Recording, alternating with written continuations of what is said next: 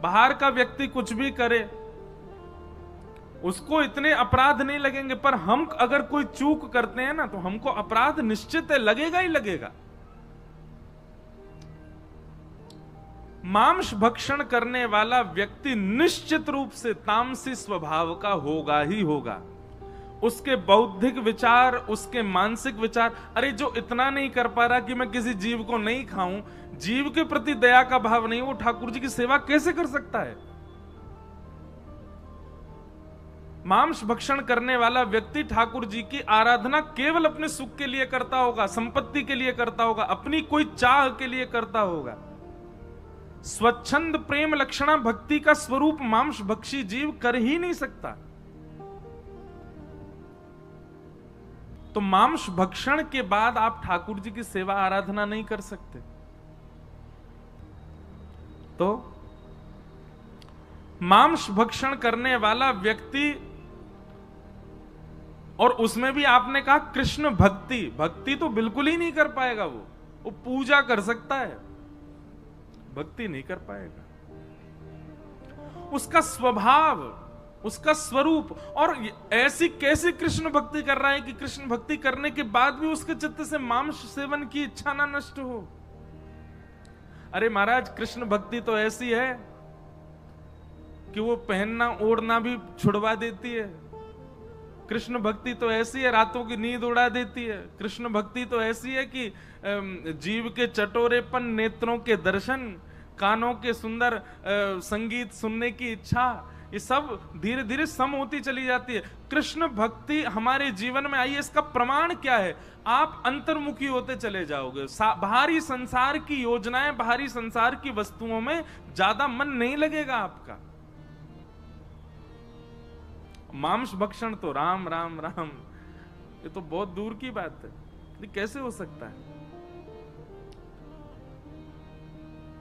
इसलिए अगर कोई ऐसे व्यक्ति हैं जो मांस भक्षण करते हैं और ठाकुर जी की आराधना करना चाहते हैं, उनसे कहो सबसे पहले तो तामसी वस्तु का त्याग करें। ठाकुर जी को स्वीकार नहीं है। अब कथाएं भी आती हैं, कई सदन कसाई की कथा आती है। एक भक्त की और मैं कथा सुनाया करता हूं, वो भी मांस भक्षी तो था, पर गुरु कृपा से, संत जनों की कृपा से, वैष्णवों की कृपा से कृष्ण मिल गए। पर जब कृष्ण मिले, जब भक्ति में आए तो सब छोड़ दिया, सब त्याग दिया। कथा के बीच में क्रम बनेगा तो मैं सुनाऊंगा उनकी कथा। मांस छोड़ना जरूरी है, बहुत ज्यादा जरूरी है। तामसी वस्तु, देखो प्याज लहसुन खाने से तो फिर भी पाप कम लगता नहीं है वैसे तो, लेकिन मांस खाने से तो पाप ही लग जाता है।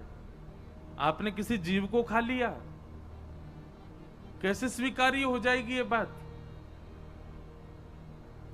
तो इसलिए कम से कम कृष्ण भक्ति का चित्त में यदि भावना उत्पन्न हो रही है कि हम कृष्ण भक्त बने, तो मांस तो त्यागना पड़ेगा और धीरे धीरे तामसी हर वस्तु का त्याग करना पड़ेगा।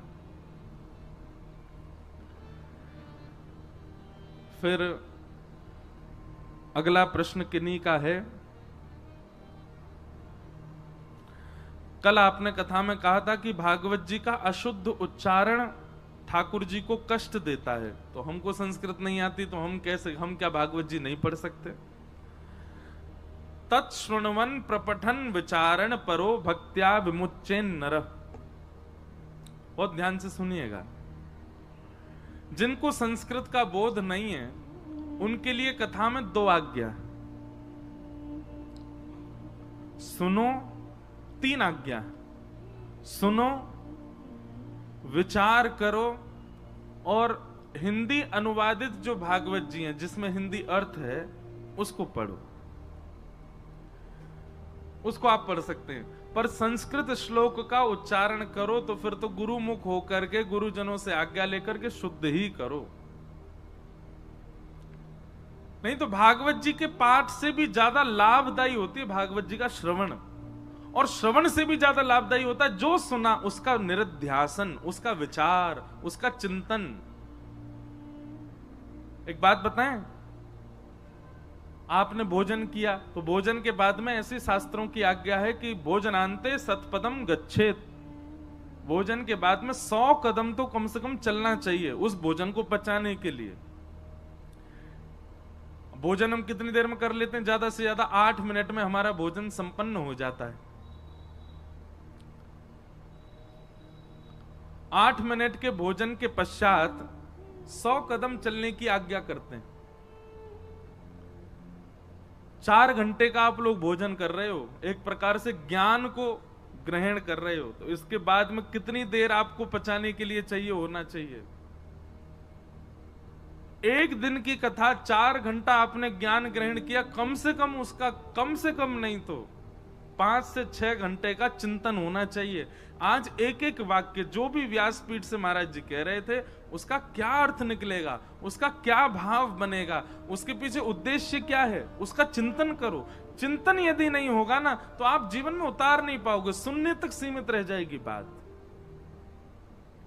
तो इसलिए अगर आप पाठ नहीं कर सकते संस्कृत में तो कथा सुनो, कथा का चिंतन करो, और पाठ करने का बहुत ही मन है तो फिर हिंदी अनुवादित पढ़ो, लेकिन वो पाठ नहीं माना जाएगा, वो केवल और केवल सामान्य अध्ययन स्वाध्याय माना जाएगा।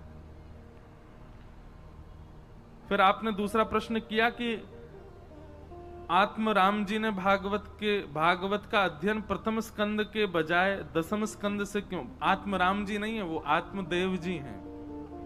श्रीमद् भागवत के महात्म जो कथा आती है वो आत्मदेव जी, आत्मराम नहीं है। उन्होंने दसम स्कंद से पाठ प्रारंभ किया, दसम, एकादश, द्वादश, और फिर उसके बाद में पुनः 1 से प्रारंभ करके 10 तक, ऐसा उन्होंने पाठ किया, ऐसा भागवत जी में वर्णन है। क्यों किया? क्योंकि आत्मदेव जी का मन बहुत व्यथित था अपने पुत्र को लेकर के, और व्यथित हृदय की वजह से वो उस समय ऐसा कुछ चाह रहे थे जिससे कि उनके चित्त को परम शांति मिले, परम सुख की प्राप्ति हो। और श्रीमद् भागवत में परम शांत, परम सुख, परम आनंद प्रदायन तो तब होता है जब ठाकुर जी प्रकट होते हैं, और वो दसम स्कंद में होते हैं। तो इसलिए श्री आत्मदेव जी ने